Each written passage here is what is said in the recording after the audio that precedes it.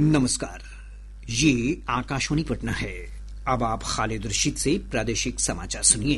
पहले मुख्य समाचार। प्रधानमंत्री नरेंद्र मोदी कल उत्तर प्रदेश के अयोध्या में श्री राम जन्मभूमि मंदिर के शिखर पर औपचारिक रूप से ध्वज फहराएंगे। राज्यपाल ने जदयू के वरिष्ठ नेता और नवनिर्वाचित विधायक नरेंद्र नारायण यादव को विधानसभा के प्रोटेम स्पीकर पद की शपथ दिलाई। श्री यादव नवनिर्वाचित विधायकों को शपथ दिलाएंगे। उप मुख्यमंत्री विजय कुमार सिन्हा, मंत्री विजेंद्र यादव, श्रवण कुमार, नितिन नवीन समेत कई मंत्रियों ने आज अपना पदभार संभाला और जस्टिस सूर्यकांत बने भारत के प्रधान न्यायाधीश। राष्ट्रपति द्रौपदी मुर्मू ने दिलाई पद और गोपनीयता की शपथ। अब समाचार विस्तार से।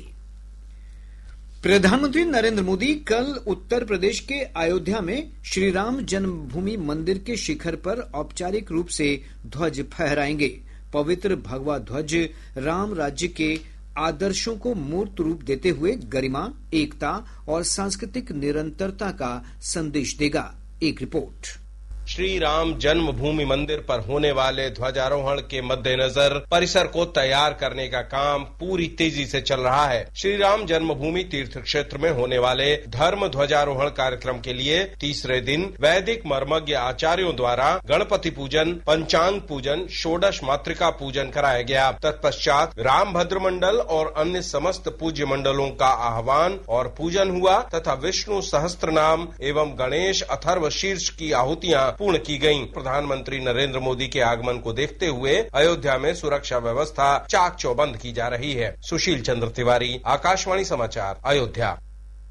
इधर सीतामढ़ी के पुनौरा धाम स्थित मां जानकी मंदिर में कल आयोजित होने वाले श्री सीताराम विवाह महोत्सव को लेकर तैयारियां अंतिम दौर में हैं। विवाह पंचमी के अवसर पर होने वाले इस विशेष आयोजन को लेकर प्रदेश के विभिन्न भागों और नेपाल से बड़ी संख्या में श्रद्धालु पहुंच रहे हैं। मंदिर के महंत कौशल किशोर दास ने बताया कि पारंपरिक पूजा मटकोर का आज आयोजन किया गया। उन्होंने बताया कि कल विवाह उत्सव का दिव्य आयोजन किया जाएगा, जिसके बाद बुधवार को निशान शोभा यात्रा निकाली जाएगी। इस अवसर पर पूरे मंदिर परिसर को आकर्षक ढंग से सजाया गया है। जदयू के वरिष्ठ नेता और मधेपुरा के आलमनगर से नवनिर्वाचित विधायक नरेंद्र नारायण यादव को 18वीं विधानसभा का प्रोटेम स्पीकर बनाया गया है। राज्यपाल आरिफ मोहम्मद खान ने आज राजभवन में आयोजित एक सादे समारोह में उन्हें पद और गोपनीयता की शपथ दिलाई। प्रोटेम स्पीकर विधानसभा के नवनिर्वाचित सदस्यों को सदन की सदस्यता की शपथ दिलाएंगे।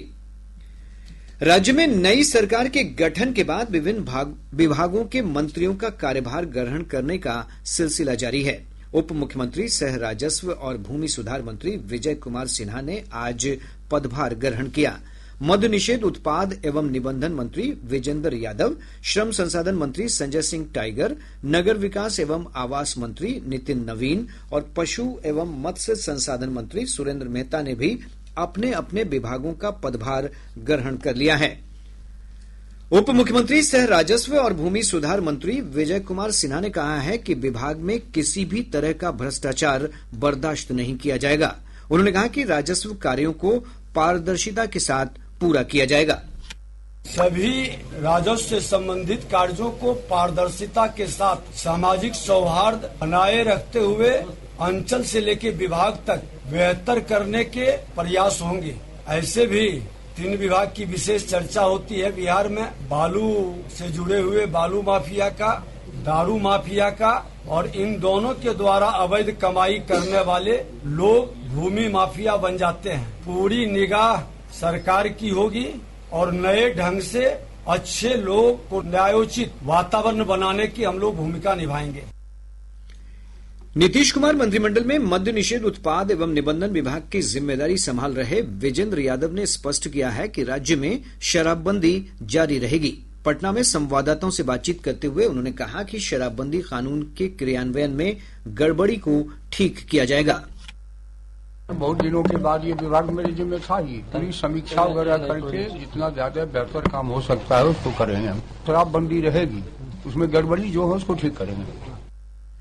उद्योग मंत्री दिलीप जायसवाल ने कहा है कि राज्य के युवाओं को बड़े पैमाने पर रोजगार उपलब्ध कराने के लिए रोड मैप तैयार किया जा रहा है। उन्होंने कहा कि विभाग राज्य से पलायन रोकने के लिए औद्योगिक संरचना के विकास के लिए कार्य करेगा। प्रधानमंत्री आदरणीय श्री नरेंद्र मोदी जी, गृह मंत्री श्री अमित शाह जी, राष्ट्रीय अध्यक्ष श्री जेपी नड्डा जी, सब लोगों ने बिहार के युवाओं से एनडीए सरकार को फिर से लाने का आह्वान किया और युवाओं को रोजगार मिले, ये हमारी प्राथमिकता रही। और इसीलिए केंद्रीय नेतृत्व ने मेरे ऊपर ये जिम्मेवारी दी है कि उद्योग विभाग आने वाले समय में बिहार के युवाओं को रोजगार दे और बिहार का खुशहाली युवाओं की खुशहाली है।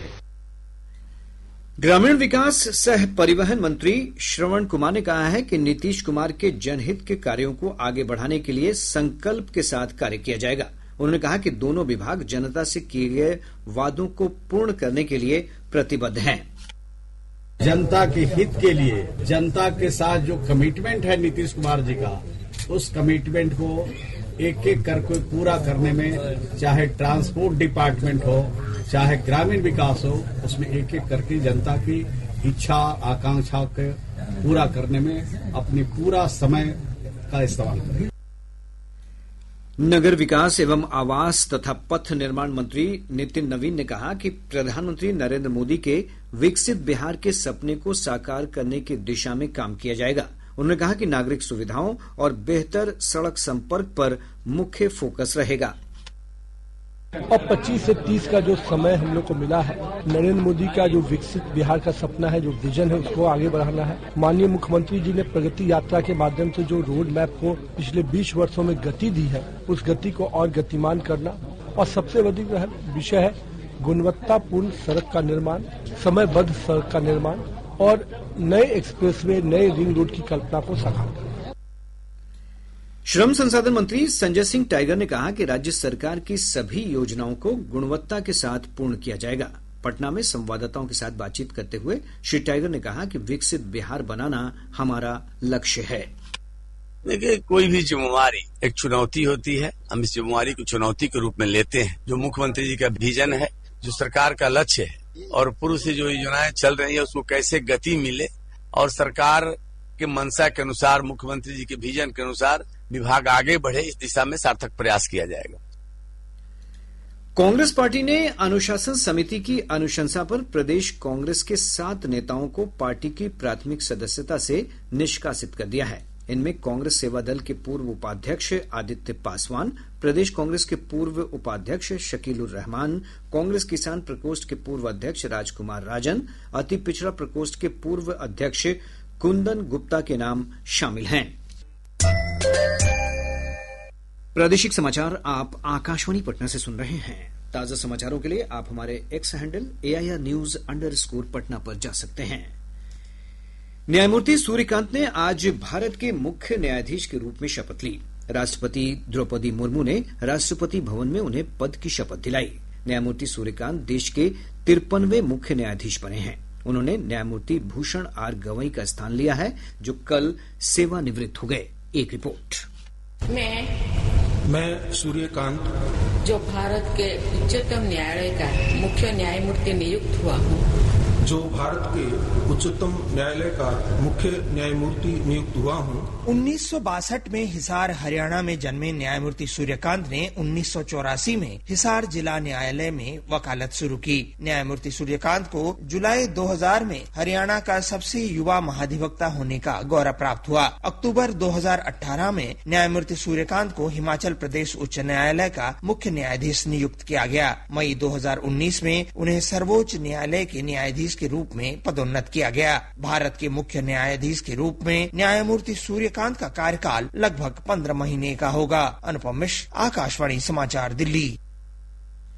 शपथ ग्रहण समारोह में उपराष्ट्रपति CP राधाकृष्णन, प्रधानमंत्री नरेंद्र मोदी, लोकसभा अध्यक्ष ओम बिरला, केंद्रीय मंत्री अमित शाह, राजनाथ सिंह, JP नड्डा और अन्य गणमान्य व्यक्ति उपस्थित थे।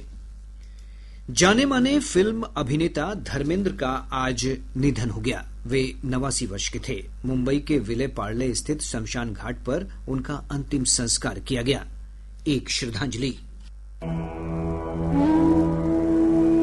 1960 में दिल भी तेरा हम भी तेरे फिल्म से हिंदी फिल्म जगत में डेब्यू करने वाले बॉलीवुड के ही मैन धर्मेंद्र ने 89 वर्ष की आयु में अंतिम सांस ली। मुंबई के विले पार्ले स्थित शमशान घाट पर धर्मेंद्र का अंतिम संस्कार किया गया। बड़े बेटे सन्नी देओल के मुखाग्नि देने के साथ ही हिंदी फिल्म के एक अध्याय का अंत हो गया। धर्मेंद्र के निधन की खबर सुनकर फिल्म जगत से लेकर राजनीतिक और सामाजिक हलके में शोक का सन्नाटा पसर गया। हर तरफ से शोक संदेश आने लगे। इधर धर्मेंद्र के चाहने वाले उनके डायलॉग, उनकी अदाकारी और उनके किरदार की चर्चा में मशगूल हो गए।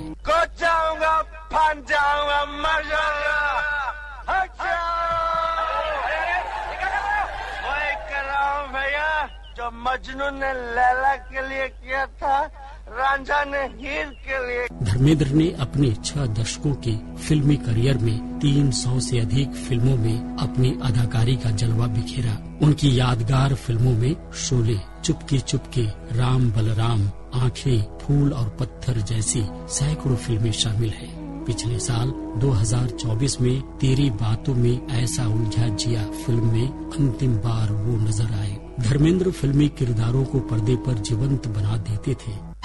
मैं भी तेरे खून की कसम खाकर कहता हूँ, एक एक को चुन चुन के मारूंगा, चुन चुन के मारूंगा।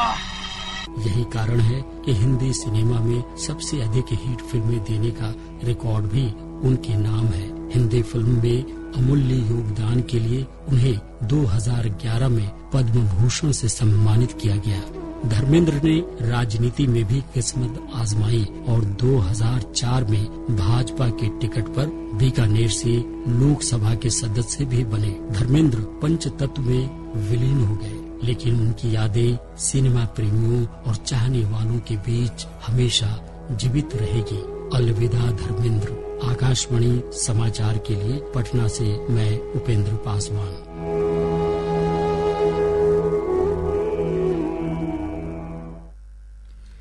राष्ट्रपति द्रौपदी मुर्मू, प्रधानमंत्री नरेंद्र मोदी ने दिग्गज अभिनेता के निधन पर शोक व्यक्त किया है। राष्ट्रपति ने सोशल मीडिया पोस्ट में कहा है कि धर्मेंद्र के निधन से भारतीय सिनेमा को अपूरणीय क्षति हुई है। प्रधानमंत्री नरेंद्र मोदी ने अपने सोशल मीडिया पोस्ट में कहा कि धर्मेंद्र का निधन भारतीय सिनेमा में एक युग का अंत है। राज्यपाल आरिफ मोहम्मद खां और मुख्यमंत्री नीतीश कुमार ने भी दिग्गज अभिनेता धर्मेंद्र के निधन पर शोक संवेदना व्यक्त की है। समस्तीपुर जिले के पूसा थाना क्षेत्र अंतर्गत डॉक्टर राजेंद्र प्रसाद केंद्रीय कृषि विश्वविद्यालय परिसर में एक केमिकल से भरी बोतल में विस्फोट की घटना में 4 लोग गंभीर रूप से घायल हो गए। अपर पुलिस अधीक्षक संजय कुमार पांडे ने बताया कि सफाई कार्य के दौरान ये घटना हुई है। उन्होंने बताया कि गंभीर रूप से घायल 2 लोगों को पटना रेफर कर दिया गया है। पटना जिले के गोपालपुर थाना क्षेत्र में एक व्यक्ति की गोली मारकर हत्या करने के बाद भाग रहे 2 अपराधियों की भीड़ ने पीट कर हत्या कर दी। पुलिस अधिकारियों ने बताया कि 3 शव को पोस्टमार्टम के लिए भेज दिया गया है और दोनों मामलों की अलग अलग धाराओं के तहत जांच की जा रही है। रोहतास जिले के धौड़ार थाना क्षेत्र अंतर्गत एक पत्थर खदान में 2 बच्चों के शव बरामद किए गए हैं। एएसपी अतुलेश झा ने बताया कि प्रथम दृष्टया नहाने के दौरान डूबने से बच्चों की मौत हुई है। उन्होंने कहा कि हर पहलू पर मामले की जांच की जा रही है। और अब अंत में मुख्य समाचार एक बार फिर। प्रधानमंत्री नरेंद्र मोदी कल उत्तर प्रदेश के अयोध्या में श्री राम जन्मभूमि मंदिर के शिखर पर औपचारिक रूप से ध्वज फहराएंगे। राज्यपाल ने जदयू के वरिष्ठ नेता और नवनिर्वाचित विधायक नरेंद्र नारायण यादव को विधानसभा के प्रोटेम स्पीकर की शपथ दिलाई। श्री यादव नवनिर्वाचित विधायकों को शपथ दिलाएंगे। उप मुख्यमंत्री विजय कुमार सिन्हा, मंत्री विजेंद्र यादव, श्रवण कुमार, नितिन नवीन समेत कई मंत्रियों ने आज अपना पदभार संभाला। और जस्टिस सूर्यकांत बने भारत के प्रधान न्यायाधीश। राष्ट्रपति द्रौपदी मुर्मू ने उन्हें दिलाई पद और गोपनीयता की शपथ। इसके साथ ही आकाशवाणी पटना से प्रसारित प्रादेशिक समाचार का ये अंक समाप्त हुआ। आकाशवाणी पटना से अगला समाचार बुलेटिन प्रातः 8:48 से प्रसारित किया जाएगा। नमस्कार।